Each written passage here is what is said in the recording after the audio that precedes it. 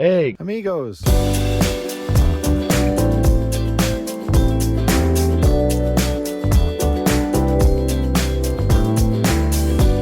Welcome to another episode of VanTech Tuesday. Hola, amigos. Yeah, my amigo Grego. We're on the set of a Hollywood spaghetti western at the moment, so yeah, that's why things are a bit different in the background. Right then, let's get on with your questions. We're going to split the questions again. So yeah, I think I'm going to go with me first on this one, mainly because it's about my GPS. So, is the Garmin Camper 770 a very good sat nav, considering you can enter in your details of the size of your van? How is it coping with Europe? That is from Niall in Northern Ireland. So, hi Niall, thanks for the question. And yes, it's really good, apart from there's one little downside, and that is it doesn't really get you to rural locations, because those roads, especially if it's a single track road, they're not going to be actually measured by any kind of company that does the GPS information topography about roads and mountains and things, so it just won't take you there. So that's the only downside really. You will end up in places where your van can go. They're not necessarily going to be the best places you might want to visit in your camper van. Next question, I suppose either could go for this one, but you can do it. Yeah, sure. Do you find it difficult driving on the other side of the road? No, I think it's one of those sort of things you do get used to quite quickly, because obviously you can only go certain ways. Roundabouts you can only go round one way, so it's something that you get into really quickly. But interestingly, I was watching one of your videos back in the UK, and we've been over here for a couple of months, and I saw you driving on what we consider to be the normal side of the road, and I was like, whoa, he's on the wrong side of the road. So you know, it's your mindset, isn't it? Yeah, I'm completely into driving on the right hand side of the road now, so it might be a bit different when I go back to the UK. Weird that way. But I always say, for people doing it the first time, just leave a note on your dash where your speedo is, just to one side, and just says drive on right, simple as, or just an arrow right or something like that. Next one, this one might be a bit divisive about people's opinions. What is the difference between a VSR and a B2B, battery to battery? So VSR is a split charge relay, voltage sensing relay essentially, and well, one is just the power, isn't it? Basically, yeah, a VSR is an intelligent switch. Yeah. It can measure the voltage coming from your alternator system, and as soon as it gets above a certain voltage, it clicks a relay on and then opens that power through that cable to your leisure battery and allows your leisure battery to be charged off your alternator. It's just simply an intelligent switch. It's very, very basic. There's no measurement of anything that happens after that. It's just there's the power from the engine, that's it. Whereas a B2B, if you get a really good one, that can basically make the difference between the length and life of your battery as well, can't it? Because battery chargers, obviously, they'll give you a proper monitored amount of charge to your batteries. They'll bulk charge, they'll float charge, and they'll look after your leisure batteries a lot more. A voltage sensing relay will just give you that voltage irrespective of what condition your battery's in, and it can have a damaging effect on some leisure batteries. So although they're a little bit more expensive, it's far better to go for a battery to battery charger. Yeah, I mean, what happened with my lithium batteries, just to explain that one, that had a fancier version of a VSR, but still the same thing. And what happened after a time was the batteries started to raise their own voltage level at just kind of sat there doing nothing, because they've been given a higher voltage all the time by the engine. So it can actually damage your battery, in all fairness. The next one's for me, and this one is from Darren. Darren wants to know, what's my new watch? It's the Huawei GT2, and I bought it because Darren's got one as well, and I think it's fantastic. It's just as good as an Apple Watch, except it only needs charging every 2 weeks. I won't probably do a review on it unless you scream at me now and say I want a review, John. But yeah, it's a Huawei GT2, so go check it out. Here's one for you. We've got drafts around our back doors. Have you had the same issue, and how do you resolve it? Yeah, we did actually. I mean, our back doors don't fit very well. I guess it's had some damage at some stage in the past. I changed the rear door rubber. I actually managed to get a Mercedes part, which was about £28. I thought that was quite reasonable, so we've put a new rubber on there. That has helped. And the other thing we're thinking of doing is just getting one of those old old-fashioned draft excluders, and just dropping that down by the back of the doors and keep some of the drafts out that way.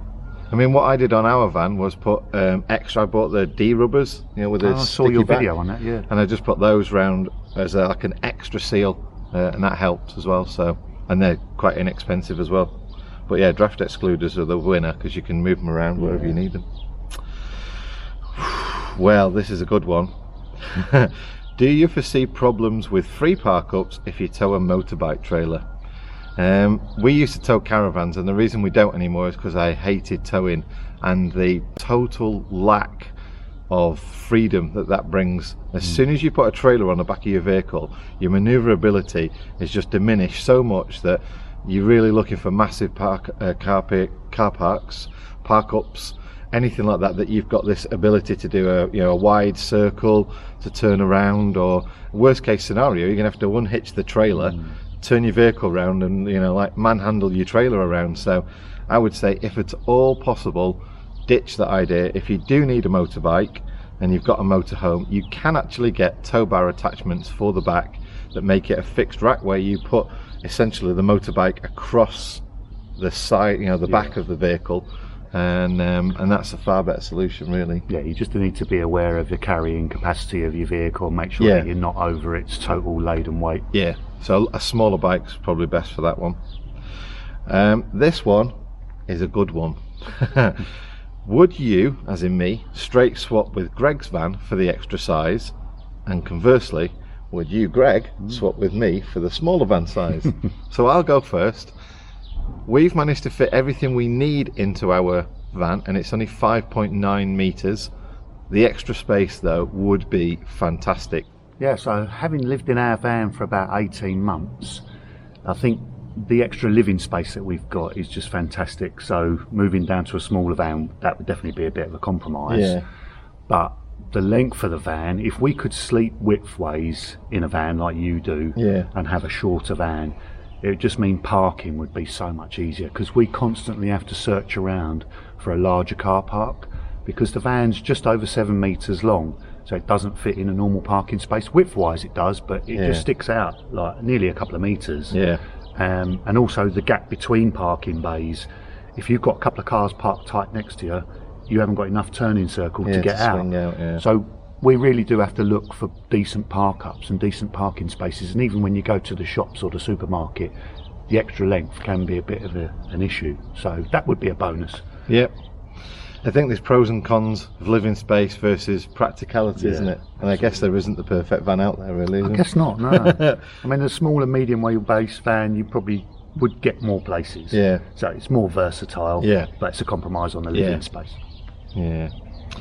The next one is related to my recent video about Wi-Fi, and that is, can I use my SIM card in the Wi-Fi router setup that you had? And the answer is if you want to take your SIM card out of your phone, if you've got unlimited data package, put it in the router and then share that around your van so everyone can use it, that'd be fine. You can still use Wi-Fi on your phone to do everything, so yeah, that'd work fine. And related to that is, what phone package and network do I use? It is stated in the video, but I'll say it again. I use EE, and it's unlimited data, and the reason why I use EE is because it's just got the best coverage of everywhere I've been in the UK, including Scotland and Wales, so that was my choice behind that one. It is, I think, worth just throwing in there that a lot of UK phone networks will limit your data use to 20 gigabytes a month. So as we found, we both had unlimited data packages.